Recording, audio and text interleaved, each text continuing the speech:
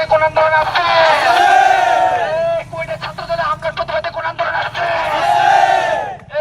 কুয়েটে ভয় নাই, রাজপথ ছাড়ি নাই, রাজপথ ছাড়ি নাই, কুয়েটের ভয় নাই, কুয়েটের ভয় নাই, রাজপথ ছাড়ি নাই, রাজপথ ছাড়ি নাই, কুয়েটের ভয় নাই।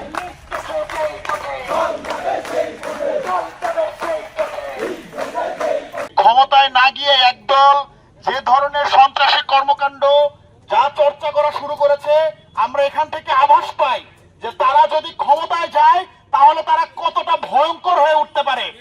আমরা এই যে 2000 শিক্ষার্থীদের রক্ত, আহত, পঙ্গুত্ব যারা বরণ করেছে, এই বিনিময়ে আমরা যে বাংলাদেশ পেয়েছি, সেই বাংলাদেশে আবার কেউ এসে শিক্ষার্থীদের গায়ে হাত তুলবে, ছাত্র সমাজের গায়ে হাত তুলবে, তাদেরকে কমাবে, সেইটা দেখার জন্য না।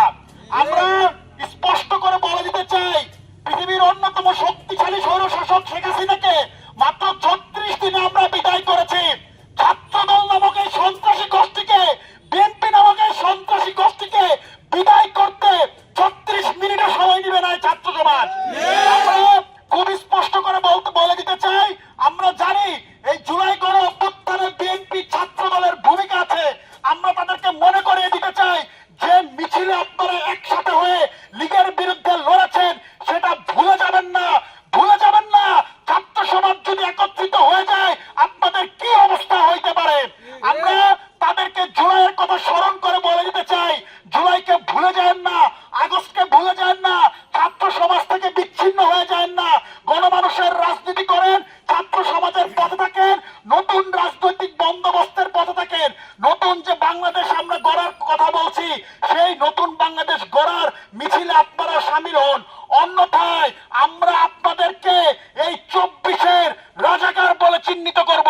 মাত্র 7 মাসের মধ্যেই একটি ক্ষমতালোভী দল ক্যাম্পাসের সাধারণ শিক্ষার্থীদের শিক্ষার সুষ্ঠু পরিবেশ নষ্ট করে পেশি শক্তির রাজনীতির চর্চা করার জন্য, আপনারা দেখেছেন কুয়েট ক্যাম্পাসে কিভাবে তারা তাদের ক্ষমতার চর্চার প্রথম ধাপ আজকে কিন্তু মানুষের সামনে উপস্থাপন করেছে।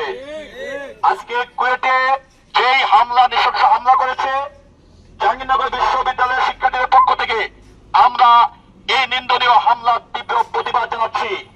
একই সাথে এই সকল দলকে আমরা বলে দিতে চাই, 7 মাস আগের ইতিহাস কিন্তু খুব বেশি দিনের ইতিহাস নয়। আপনারা যদি আপনাদের এমন ঘৃণিত রাজনৈতিক কর্মকাণ্ড আপনারা চালু রাখেন, তাহলে লীগের মতো ক্যাম্পাসগুলো থেকে আপনাদেরকে বিতাড়িত করতে আমাদের বিন্দু পরিমাণ সময় আমরা নিব না। আপনারা জানেন, আজকে কুয়েটে একটি ন্যাক্কারজনক ঘটনা, যা আমরা আজ থেকে প্রায় 6 মাস আগে বিভিন্ন বিশ্ববিদ্যালয় ক্যাম্পাসগুলোতে দেখেছি।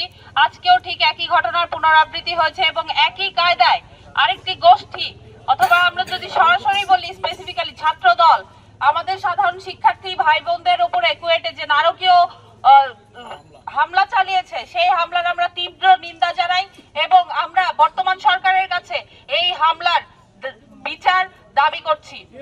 আমরা মনে করি নতুন বাংলাদেশে আমরা এখন যে নতুন রাজনৈতিক বন্দোবস্তের দিকে যাচ্ছি, বা আমরা যে নতুন বাংলাদেশের স্বপ্ন দেখছি, এই বাংলাদেশের স্বপ্নকে একটি ব্যাহত করার চেষ্টা করা হচ্ছে।